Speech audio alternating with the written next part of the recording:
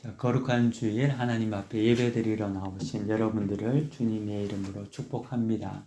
오늘은 종려주일입니다. 종려주일은 예수 그리스도께서 예루살렘에 입성하신 날을 기념하여 드리는 주일입니다. 특별히 부활절을 한 주 앞둔 그런 주일이기도 합니다. 이 날이 종려주일이라고 이제 불리게 된 것은 예수님을 맞이하는 군중들이 종려나무 가지를 들고 흔들었다라는 그런 어떤 모습을 연상하며 종려주일이라고 정해졌습니다.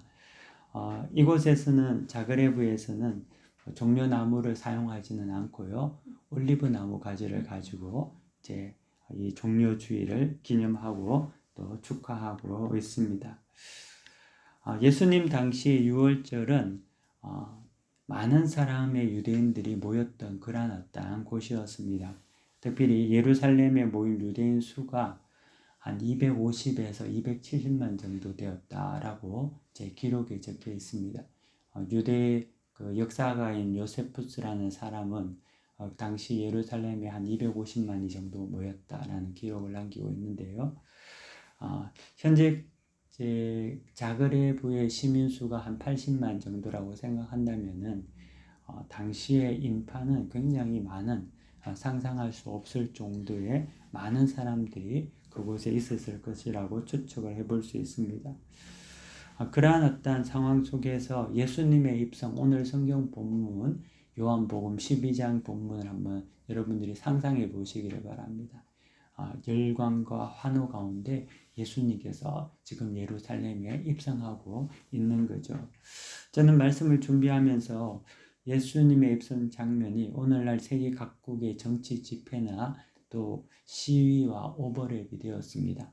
여러분, 한국이나 또 미국, 또 인접 국가에 있는 세르비아, 이런 지역에서도 지금 수많은 군중들이 모여서 정치적인 어떤 집회를 하고, 또 그곳에 있는 모인 어떤 군중들이 열광하고 또 시위하고 그런 어떤 모습들을 우리가 보게 되는데요. 그렇게 많이 모여있는 군중들, 그러한 모습들이 아마 예수님 당시 예수님의 입성했을 때에 그들이 기대하는, 군중들의 기대하는 그런 모습들이 아니었나 생각해 볼 수 있습니다. 군중들은 로마의 압제로부터 자기들을 해방시켜줄 정치적인 메시아를 기다리고 있었습니다. 그리고 그 예수를 그러한 대상으로 삼았던 거죠. 그래서 예수를 향해 환호하고 찬양했습니다. 예수를 통해서 정치적인 목적을 이루고자 하는 그러한 갈망들은 그 환호 속에서 고스란히 담겨져 있었다는 거죠. 근데 그러한 어떤 군중의 모습은 그때나 지금이나 그렇게 차이가 나지는 않는 것 같습니다. 예수님에 대해서 열광하는 사람들, 지금 누군가에 대해서 열광하는 사람들, 그런 모습들이 여전히 우리 모습 속에서도 있다는 거죠. 하지만 예루살렘에 입성하시는 예수님은 군중들이 원하는 그런 어떤 기대, 그들의 열광과는 전혀 다른 길을 선택하셔서 들어오십니다. 그런 다른 모습을 보여주신다는 거죠. 예수님께서는 갈릴리에서부터 예루살렘까지 이제 오셨는데, 예루살렘에 입성하기 전 베세다라는 그러한 곳에서, 그 베세다라는 곳은 예루살렘에서 한 1km 남짓 떨어진 아주 가까운 근교에 있는 마을입니다.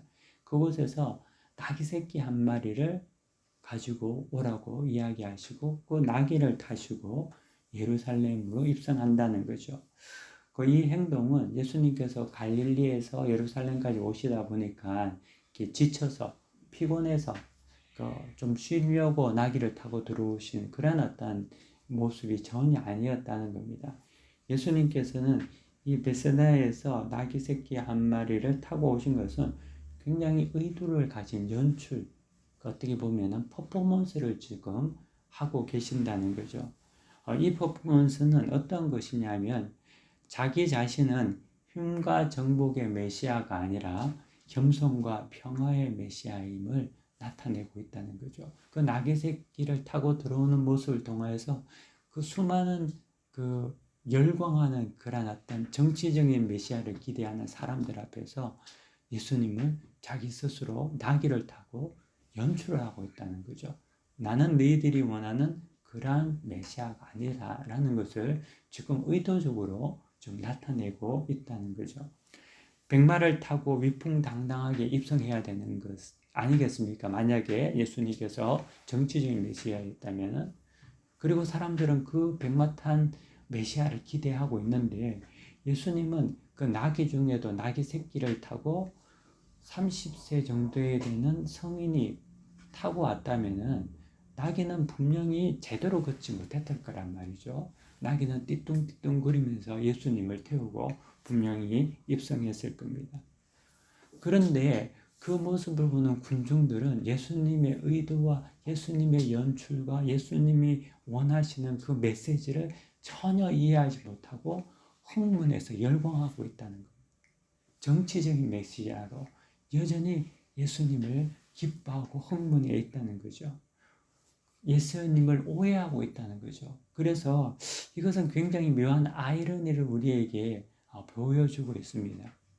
흥분한 정치였다는 그런 메시아를 기대하는 사람들의 모습과 띠뚱띠뚱거리는 나귀를 타고 들어오는 예수님, 굉장히 조화가 되지 않음에도 불구하고 그것을 감지하지 못하는 군중들, 그리고 흥분해 있는 열광하는 그러한 사람들, 그러한 모습 속에서 왜곡된 기대와 오해를 우리는 볼 수가 있다는 거죠. 그런 모습이 오늘날 우리에게도 동일하게 찾아볼 수가 있다는 겁니다. 트록슬러 효과라는 것이 있는데요. 이 트록슬러는 스위스의 의사 이름인데 이 사람이 의해서 이 트록슬러 효과라는 것이 이제 발표가 되었습니다. 근데 이 트록슬러 효과는 어떤 것이냐면 정면을 집중해서 쳐다보면은 옆에 있는 사물들이 보이지 않는 뇌가 주변 사물을 인식하지 못하게 되고 흐려져서 정면을 볼 때 나머지 어떤 사물들을 인식하지 못하는 그의 뇌의 어떤 현상을 트록슬러 효과라고 합니다. 이 트록슬러 효과처럼 사람들은 자기가 보고 싶은 것을 뚫어지게 보는 거죠. 그렇기 때문에 그 뚫어지게 보는 그것 때문에 자기의 기대와 그 자신의 어떤 생각에 사로잡혀서 주변의 다른 것들을 전혀 볼 수가 없는 그런 어떤 진짜 본질을 보지 못하는 모습들을 스스로 나타내게 되는 거죠. 그 유대인들도 지금 예루살렘에 입성하시는 예수님을 보는데 자기들이 기대하는 이 정치적인 메시아라는 그러한 모습으로 예수님을 투영해서 보기 때문에 예수님이 구원의 메시아로 온다는 것을 전혀 감지를 하지 못한다는 겁니다. 그것을 진짜의 본질을 보지 못하는 거죠. 진정한 구원자이신 예수님은 아직 알아보지 못했습니다. 그들이 만든 기도 속에 예수를 바라봤기 때문에 참된 메시아를 외면하게 되고 만 거죠. 그리고 그들의 열광과 흥분과 기대는 그렇게 오래 간 것이 아닙니다. 일주일도 채 되지 못해서 그들의 환호와 찬양은 예수님에 대한 멸시와 조롱과 정으로 바뀌어버렸다는 거죠. 결국 예수님을 십자가에 못 박는 일에 열정적으로 동참해서 예수님을 죽이는 거죠.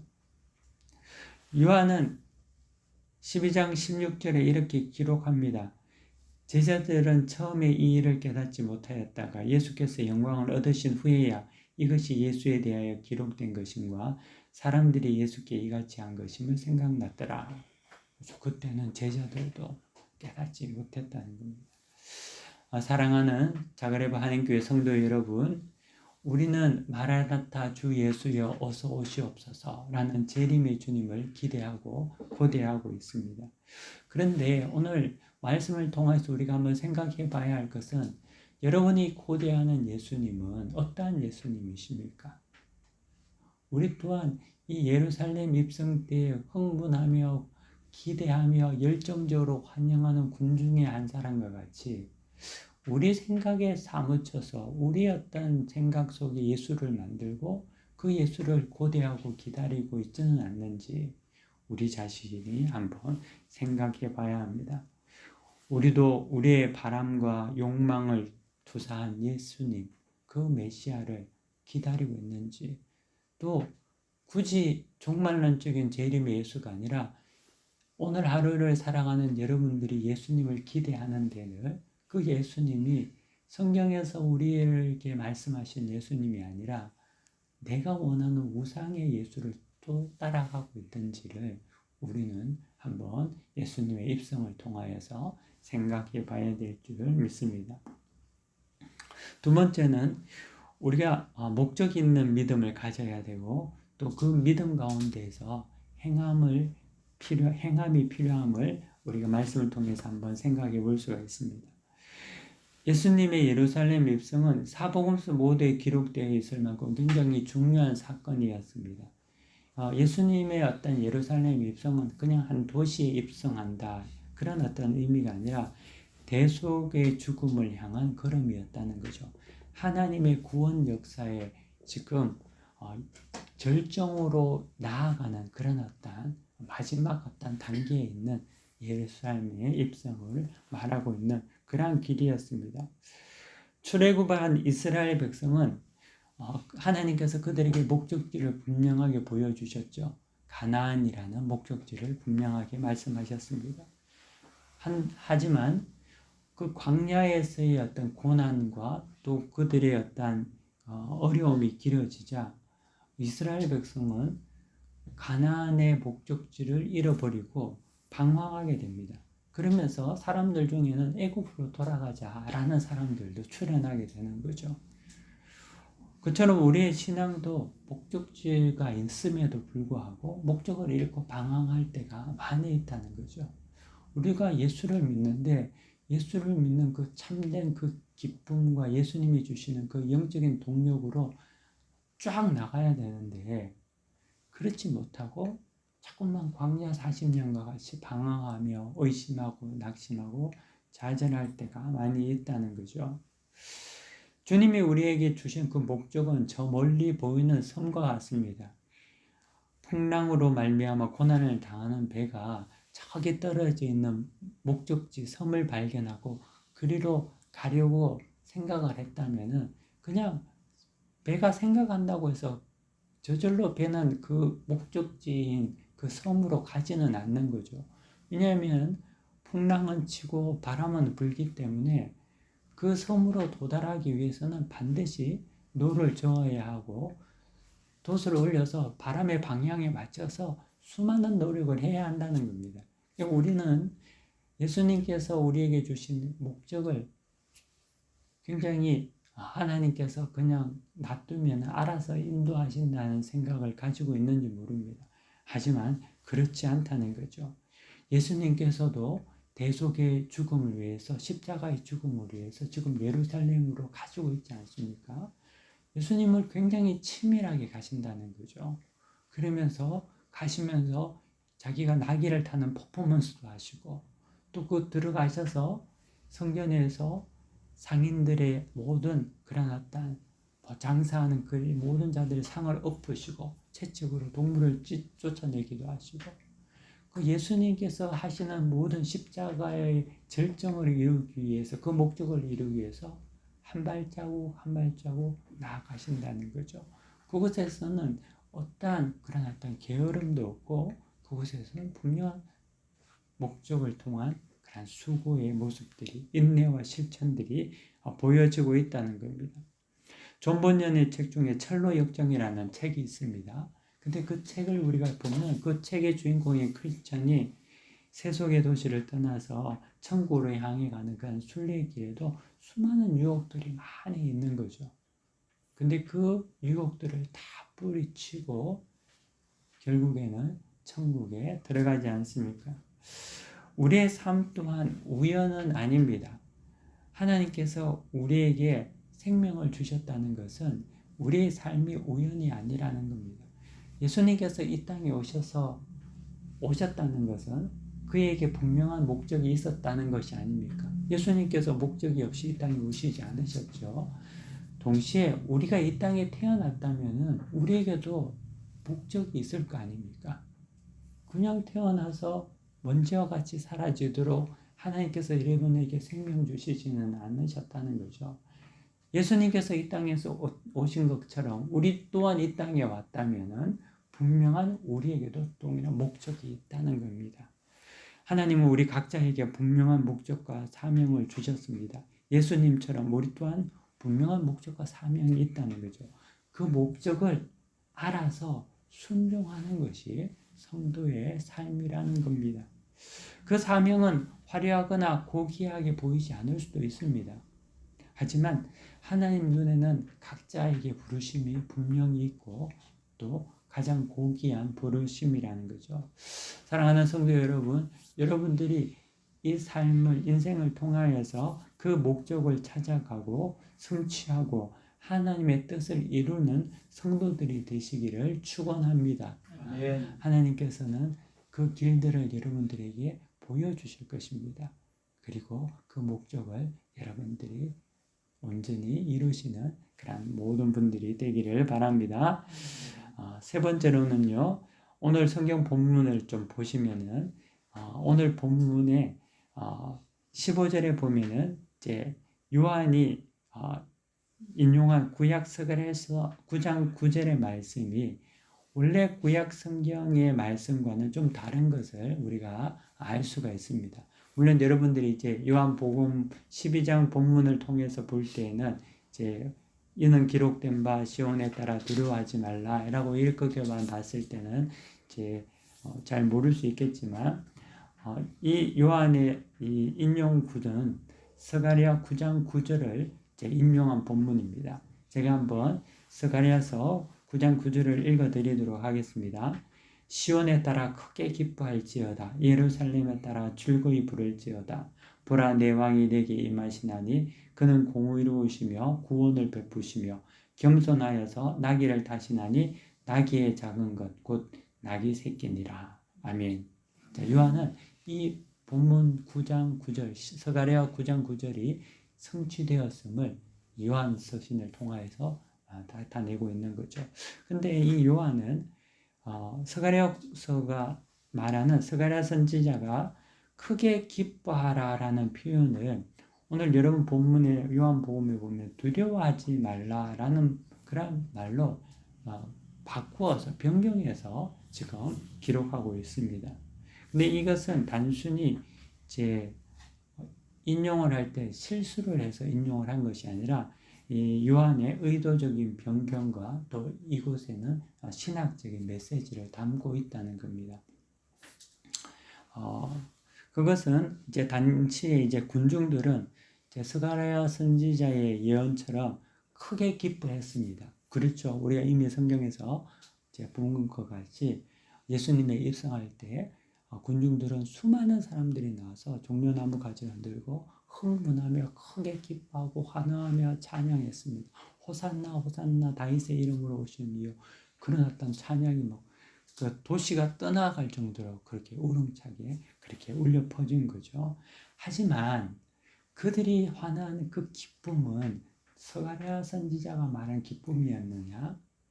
라고 봤을 때는 아니었다는 거죠. 스가랴 선지자의 예언처럼 그들은 기뻐하는 것은 표면적으로 맞지만 그들의 큰 기쁨은 예수님을 정치적인 메시아로 오해한 그런 상황 가운데서 기뻐하는 기쁨이었다는 겁니다. 그래서 본질적으로 성경에 말하는 기쁨이 아니었다는 거죠. 요한은 그러한 정치적 메시아 도래에 대한 그릇된 욕망을 가진 그 기쁨을 그렇게 나타내는 그러한 잘못된 이해의 기쁨을 두려워하지 말라는 말로 의도적으로 대체를 하고 있습니다. 곧 예수님은 십자가에 죽으시고 사흘 동안 무덤에 있을 것입니다. 주님을 따르는 모든 자들은 낙심하고 절망하며 두려워하며 숨을 것이죠. 마치 제자들이 다락방에 숨었던 것 같이 그들은 주님의 십자가 죽음 앞에 두려워했습니다.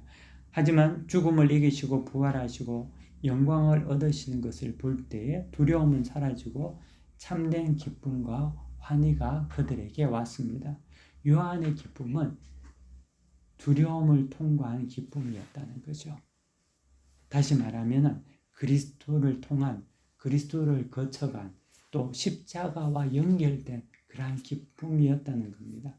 스가랴가 말한 참된 기쁨은 인간적 욕구에 근거한 감정적인 기쁨이 아니라 요한의 재해석처럼 그리스도의 죽음과 부활을 통한 참된 평안으로 얻어지는 기쁨을 명확하게 나타내려고 했다는 거죠. 그래서 요한은 기뻐하라는 말을 두려워하지 말라라는 말로 변경하여서 의도적으로 나타내고 있다는 겁니다.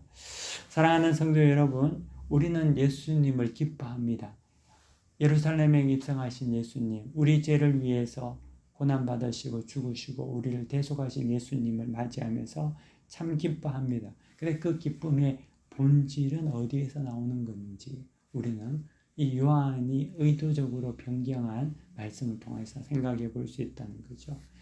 우리가 예수를 믿으면서 누리는 그 기쁨이 단지 감정이나 단편적인 무슨 문제가 해결되어서 또 내가 바라는 욕구가 충족되어서 나타나는 그러한 단순한 그러한 어떠한 기쁨인지 아니면 주님의 뜻을 알고 순종하는 데에서 오는 그러한 기쁨인지 그 더 깊은 기쁨인지를 우리는 한번 살펴보아야 할 겁니다. 군중들의 기쁨은 금세 절망으로 바뀌었습니다. 그들은 기쁨은 더 이상 찾아볼 수 없는 그런 어떤 모습이 되고 말았죠. 반면에 십자가와 부활을 경험한 자들의 기쁨은 흔들리지 않고 정말 그 기쁨은 견고한 기쁨으로 남아 있었다는 겁니다. 저는 이곳에 있는 우리 모두가 그러한 기쁨을 누리기를 원합니다. 늘 기쁘면 좋겠습니다. 근데 그 기쁨이 정말 뭐 조금 좋은 일이 있어서 막 헤헤헤 하면서 기뻐하다가 조금 안 좋으면 또 막 하나님 원망하고 교회 떠나고 안 나오고 그런 기쁨은 아니잖아요. 그것은 군중의 기쁨이었다는 거죠. 근데 요한이 지금 두려워하지 말라 속에 있었던 그 기쁨이라는 것은 비록 환난이 오고 어려움이 오고 두려움이 오고 정말 그런 어떤 광야의 시간을 거쳤음에도 불구하고 예수님을 만남으로 그 안에서 사라지지 않는 기쁨, 그 속에 있는 묵직한 기쁨, 그 기쁨이 우리 속에 있어야 하는 기쁨이라는 거죠. 이번 고난주간 우리 모두가 감정적인 환호 대신에 주님의 겸손과 평화 그리고 십자가의 깊은 의미를 되새기며 참된 기쁨을 여러분들이 다시금 회복하는 모두가 되시기를 간절히 축원합니다. 아멘. 다 함께 말씀을 생각하면서 우리 잠시 기도하도록 하겠습니다. 다 함께 기도하겠습니다.